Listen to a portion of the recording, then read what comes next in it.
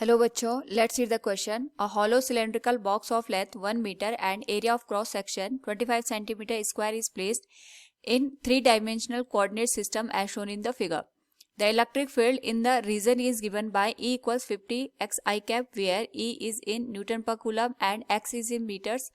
Find first net flux through the cylinder, second charge enclosed by the cylinder. Now to answer this question, first we will discuss here the key concept.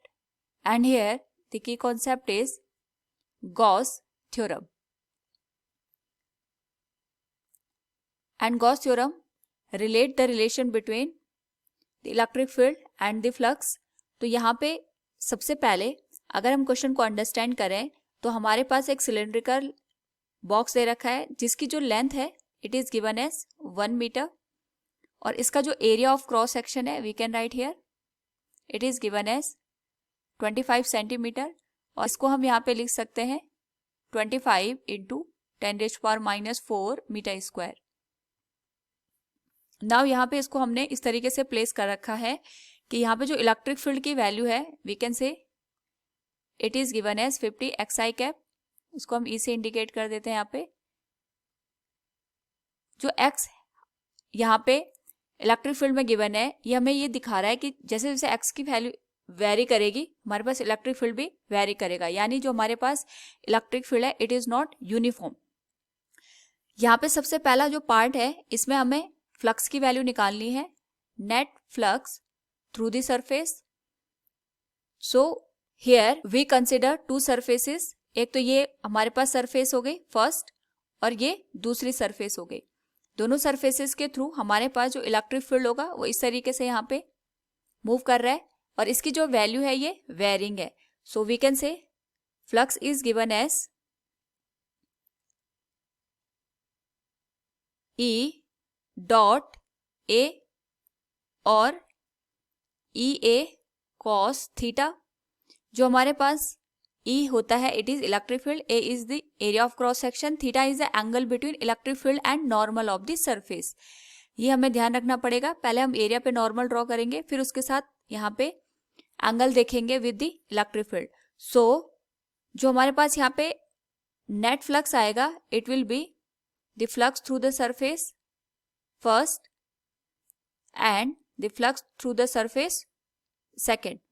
So we can write here net flux will be equal to the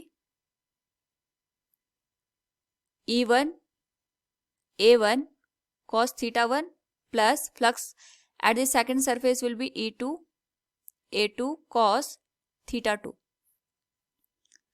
now यहाँ पे जो electric field की value होगी at first surface it will be written as 50 into जो x की value होगी पहली surface के लिए फ्रॉम द ओरिजिन ये हमारे पास 1 मीटर आ जाएगी and area of cross section for the first surface will be 25 into 10⁻⁻⁴ multiplied with cos theta 1. अगर हम यहाँ पे थीटा की वैल्यू देखें तो जो इलेक्ट्रिक फील्ड है वो हमारे पास इस डायरेक्शन में है एंड जो एरिया हमने कंसिडर किया है अगर हम उस पर नॉर्मल ड्रॉ करें तो ये नॉर्मल की डायरेक्शन आ गई.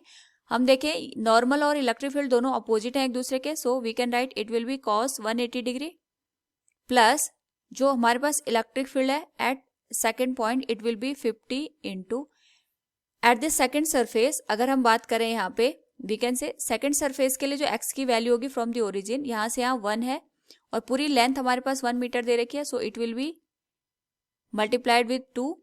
एरिया ऑफ क्रॉस सेक्शन हमारे पास आएगा 25 इंटू 10⁻⁻⁴ और इस केस में जो थीटा की वैल्यू होगी we can say here electric field इस डायरेक्शन में हमारे पास गिवन है और जो नॉर्मल आएगा it will be in this direction for this surface. दोनों सेम डायरेक्शन में तो कॉस की वैल्यू यहाँ पे हमारे पास 0 डिग्री के बराबर हो जाएगी. So we can say here जो नेट फ्लक्स की वैल्यू होगी अगर हम इसको मल्टीप्लाई करें कॉस 180 की जो वैल्यू होती है माइनस होती है.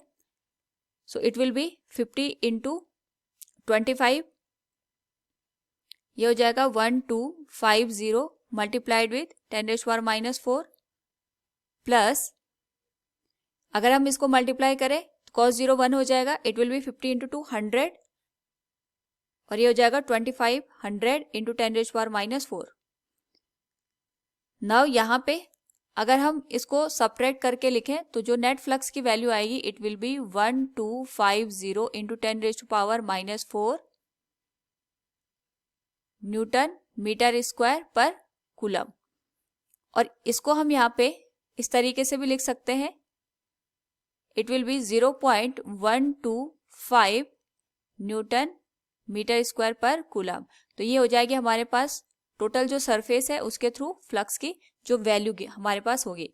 सो from the given question net flux through the cylinder will be 0.125 newton metre square per coulomb. Second case में हमें charge enclosed by the cylinder निकालना है। So we can say here charge enclosed by cylinder. तो यहाँ पे we will use the Gauss theorem. Gauss theorem states that जो हमारे पास surface का फ्लक्स होता है इट इज 1/एप्सिलॉन और epsilon not time of the given charge with in the enclosed surface. Enclosed surface के अंदर जितना भी चार्ज होता है अगर हम उसको परमिटिविटी ऑफ द मीडियम से डिवाइड कर दें तो हमारे पास यहाँ पे फ्लक्स की वैल्यू आ जाती है। अब यहाँ पे जो मीडियम है वो एयर है, सो हम यहाँ पे जो मीडियम लेंगे इट विल बी एयर और वैक्यूम और इसकी परमिटिविटी हो जाएगी एप्सिलॉन नॉट के बराबर। तो यहाँ पे जो नेट फ्लक्स हमने निकाला है इसकी वैल्यू हम पुट कर देंगे, इट विल बी 0.125। हमें यहाँ पे टोटल एनक्लोज्ड चार्ज की वैल्यू फाइंड आउट करनी है और जो हमारे पास परमिटिविटी ऑफ फ्री स्पेस होगा it will be 8.854 into 10⁻⁻12। So we can say total enclosed charge within the surface will be equal to 0.125 multiplied with 0.8854 into 10⁻⁻11। अगर हम इसको यहाँ पे मल्टीप्लाई करें it will be equal to the enclosed charge 1.1 into 10⁻⁻12 coulomb। और we can say the value of charge within the surface or within the enclosed body will be 1.1 into 10⁻⁻12 coulomb. It will be the final answer.